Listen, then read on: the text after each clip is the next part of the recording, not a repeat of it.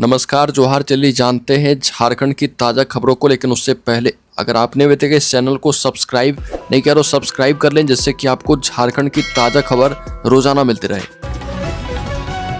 सबसे पहली खबर, मुख्यमंत्री हेमंत सोरेन ने कहा कि विधानसभा भवन लोकतंत्र का सबसे बड़ा मंदिर है। यहाँ किसी धर्म, जाति या व्यक्ति के साथ भेदभाव नहीं होता। इस सदन में भले हम पक्ष या विपक्ष के लोग व्यक्तिगत रूप से अलग अलग विचार रखते हों, लेकिन इस लोकतांत्रिक व्यवस्था से ऐसा मार्ग प्रशस्त होता है जहां सभी को सदन में स्वागत के भाव से आमंत्रित किया जाता है। अगली खबर की बात करें तो सुरेश महतो ने कहा कि राज्य की मौजूदा सरकार में जनता के प्रति जवाबदेही एवं संवेदना का अभाव है। आजसू पार्टी के केंद्रीय अध्यक्ष सुरेश महतो ने कहा कि हेमंत सरकार में जनता के प्रति जवाबदेही कम दिखती है। विधानसभा में विधायकों द्वारा उठाए जा रहे विषयों के प्रति सरकार के मंत्रियों का रवैया टाल मटोल वाला दिखता है। आजसू पार्टी सरकार के बजट की प्रतीक्षा कर रही है ताकि यह पता चल पाए कि मुख्यमंत्री हेमंत सोरेन और उनकी सरकार अपने वादे को लेकर गंभीर है या नहीं। अगली खबर की बात करें तो सरहुल पर 3 दिन का अवकाश दे सरकार। बता दें कि जनजातीय सुरक्षा मंच ने झारखंड सरकार से अनुरोध किया है कि सरहुल पर्व के लिए विशेष बजट स्वीकृत करके कार्यक्रम को प्रभावी बनाया जाए। 31 मार्च को उपवास, 1 अप्रैल को पूजा एवं शोभा यात्रा और 2 अप्रैल को फूल खोसी के साथ सरहुल महोत्सव संपन्न होगा। इन 3 दिनों तक राजकीय अवकाश घोषित किया जाए। बता दें कि आरोग्य भवन स्थित प्रदेश कार्यालय में बैठक हुई, जिसमें उक्त निर्णय किया गया। नकुल तिर्की ने बैठक की अध्यक्षता की है। अगली खबर, झारखंड में 6 से 10 मार्च तक रहेंगे प्रदेश कांग्रेस के प्रभारी के राजू। प्रदेश कांग्रेस प्रभारी के राजू अपने दौरे के दूसरे चरण में 6 मार्च को 5 दिवसीय यात्रा पर झारखंड आ रहे। वो 6 मार्च को बिरसा मुंडा एयरपोर्ट पर उतरने के साथ ही सड़क मार्ग से पलामू जाएंगे। दोपहर 1 बजे से पलामू लातेहार गढ़वा जिला के अध्यक्ष, प्रखंड एवं मंडल अध्यक्ष के साथ बैठक करके संगठनात्मक रणनीति बनाएंगे और आवश्यक निर्देश देंगे और इसके बाद शाम 5 बजे लातेहार के लिए रवाना होंगे। अगली खबर की बात करें तो गिरिडीह में नकाबपोश अपराधियों ने लूटे पैसे और जेवर। गिरिडीह जिले के सरिया थाना क्षेत्र के अछुइया टाण गांव में बीती रात को 5 की संख्या में पहुंचे नकाबपोश लुटेरों ने घर में लूटपाट की घटना को अंजाम दिया। इस दौरान उन्होंने गृह स्वामी जितेंद्र मंडल, पिता कृष्ण मंडल को न सिर्फ बंधक बनाया, साथ ही मारपीट करके घर में रखे नगद समेत कीमती जेवरात भी लूटकर भाग गए। अगली खबर, दलमा के जंगल में बाघ की फिर से वापसी। पश्चिम बंगाल से लौटा पलामू टाइगर रिजर्व का बाघ। ट्रैप कैमरे से कैद हुई तस्वीर। पलामू टाइगर रिजर्व का बाघ 1 सप्ताह के बाद दलमा के जंगलों में वापस लौट आया है। वन विभाग ने ट्रैप कैमरे में बाघ की तस्वीर कैद की है। बाघ पिछले 1 सप्ताह से पश्चिम बंगाल के जंगलों में था। डीएफओ सबा आलम अंसारी के मुताबिक अभी तक बाघ के द्वारा किसी जानवर का शिकार नहीं किया गया। पिछले कुछ महीनों से यह बाघ दलमा और पश्चिम बंगाल के जंगलों के बीच आवाजाही कर रहा। अगली खबर, लाखों रुपए मुआवजा देने के लिए ढूंढ रहे राज्य के अफसर, खोजे नहीं मिल रहे रैयत। बता दें कि राज्य में पिछले 1 महीने से जिला भू अर्जन कार्यालय को खाता नंबर 89 के रैयत नहीं मिल रहे और इसको लेकर पूरा कार्यालय परेशान है। कर्मचारी लगातार गांव जा रहे और रैयत को ढूंढ रहे। खाता नंबर 89 के रैयत बिरसा मुंडा और अन्य है जो चेरी मनातू गांव के रहने वाले हैं। रैयत को ढूंढने के लिए कार्यालय की ओर से तमाम तरह की कोशिशें भी की गई है। अखबार में नोटिस का प्रकाशन करवाया गया। संबंधित रैयतों के नाम से मोहल्ले में अनाउंस भी करवाया गया। रैयत का पता चल पाए इसके लिए गांव के पंचायत भवन में नोटिस भी लगा दिया गया है।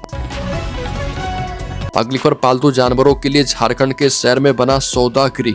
झारखंड के जमशेदपुर में पालतू जानवरों के लिए गैस आधारित सौदा गृह स्थापित किया गया। संभवतः यह पूर्वी भारत का पहला ऐसा सौदा गृह है जिसे पालतू पशुओं के लिए स्थापित किया गया है।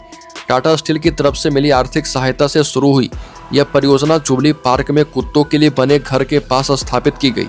इस बारे में जानकारी देते हुए टाटा स्टील के उपाध्यक्ष चाणक्य चौधरी ने बताया कि उसका उद्देश्य जो है पालतू जानवरों के मालिकों को उनके अवशेषों के निपटान के लिए एक सम्मानजनक, सुरक्षित, स्वच्छ और पर्यावरण के अनुकूल सुविधा प्रदान करना है। अगली खबर, 11 करोड़ घूस मामले में झारखंड के पूर्व मुख्यमंत्री मधु कोड़ा पर एक्शन। हाईकोर्ट ने लगाया जुर्माना। झारखंड हाईकोर्ट ने राज्य के पूर्व मुख्यमंत्री मधु कोड़ा पर 4000 का जुर्माना लगाया है। मामला राजीव गांधी ग्रामीण विद्युतीकरण में गड़बड़ी से जुड़ा हुआ है। मधु कोड़ा पर 11 करोड़ रुपए से ज्यादा घूस लेने का भी आरोप लगा था और इस मामले में मधु कोड़ा जेल भी जा चुके हैं। अब मामले में बार बार समय लेने के बाद भी जवाब दाखिल नहीं किए जाने पर कोर्ट ने हर्जाना लगाया। कोर्ट ने हर्जाने की राशि झारखंड राज्य विधिक सेवा प्राधिकार में जमा करने का निर्देश दिया है। अगली खबर, झारखंड को कब मिलेगा 1,36,000 करोड़ रुपए, संयुक्त कमेटी के गठन से बढ़ी उम्मीदें। झारखंड में संचालित कोयला कंपनियों पर राज्य सरकार के बकाया दावा का आकलन के लिए संयुक्त कमेटी बनाई गई है। संयुक्त कमेटी कोयला खदानवार राज्य सरकार के दावे का अध्ययन करेगी।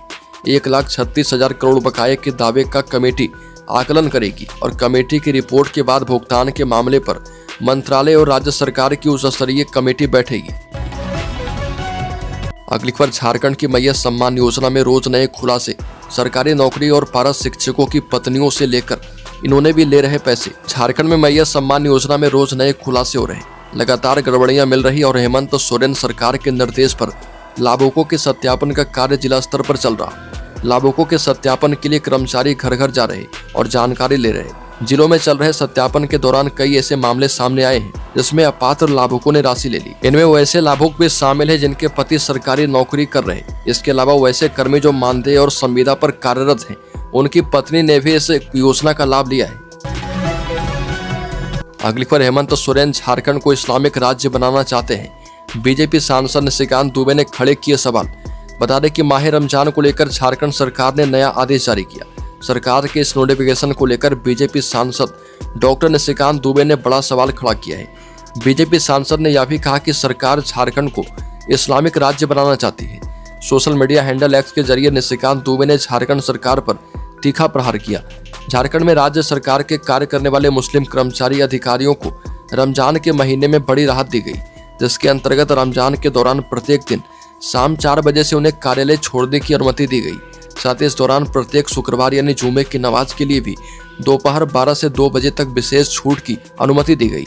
अब सरकार के इस आदेश को लेकर विपक्ष हमलावर है। कारण भी है कि झारखंड में पहली बार माह रमजान को लेकर इस तरह के सरकारी आदेश निकाले गए। अगली खबर, झारखंड में बीजेपी को नहीं मिल रहा लीडर। झारखंड विधानसभा चुनाव को लगभग 3 महीने से ज्यादा का समय बीत चुका है और इसके बाद भी अभी तक भाजपा के प्रदेश अध्यक्ष और नेता प्रतिपक्ष का चयन नहीं हो पाया। प्रदेश में बजट सत्र की शुरुआत भी हो चुकी है। ऐसे में मार्च में प्रदेश अध्यक्ष की नियुक्ति होने की संभावना कमी है। भारतीय जनता पार्टी विधायक दल के नए नेता और प्रदेश अध्यक्ष के लिए नए नाम के लिए अभी कार्यकर्ताओं को और भी प्रतीक्षा ही करनी होगी। दरअसल केंद्रीय नेतृत्व की तरफ से भी इसके लिए आवश्यक कदम उठाने के कोई संकेत नहीं दिए गए हैं। की बात करें तो झारखंड बिजली बोर्ड में बीआईटी, एमआईटी और डिग्री यूजलेस प्रमोशन देने से इनकार।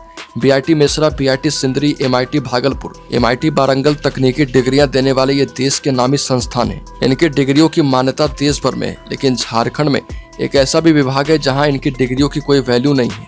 ऐसा इसलिए कहना पड़ रहा क्योंकि इन संस्थानों की डिग्रियों के बल पर प्रमोशन नहीं मिल रहा। ताजा मामला यह है कि झारखंड बिजली बोर्ड ने 64 पदों का सृजन किया है और इनमें कार्यकारी निदेशक के 3 पद, जीएम तकनीक के 11 पद, जीएम सीजीआरएफ के 11 पद, डीजीएम तकनीक के 19 पद, डीजीएम के 19 पद और डीजीएम एचआर के 2 पद शामिल हैं। इन पदों के लिए विज्ञापन में दी गई योग्यता के आधार पर बोर्ड के इंजीनियरों की प्रोन्नति होनी है, लेकिन अब उनकी डिग्रियां उनके प्रमोशन के आड़े आ रही है।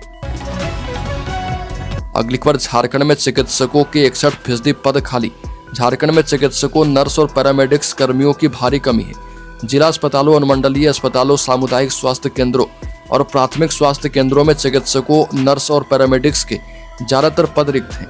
राज्य में चिकित्सकों के कुल 3,634 स्वीकृत पदों के विरुद्ध केवल 2,210 पद खाली हैं, जो कुल स्वीकृत पदों का 61% है। और इसी तरह स्टाफ नर्सों के स्वीकृत 5,872 पदों की तुलना में 52% यानी 3,033 पद रिक्त पड़े हुए हैं।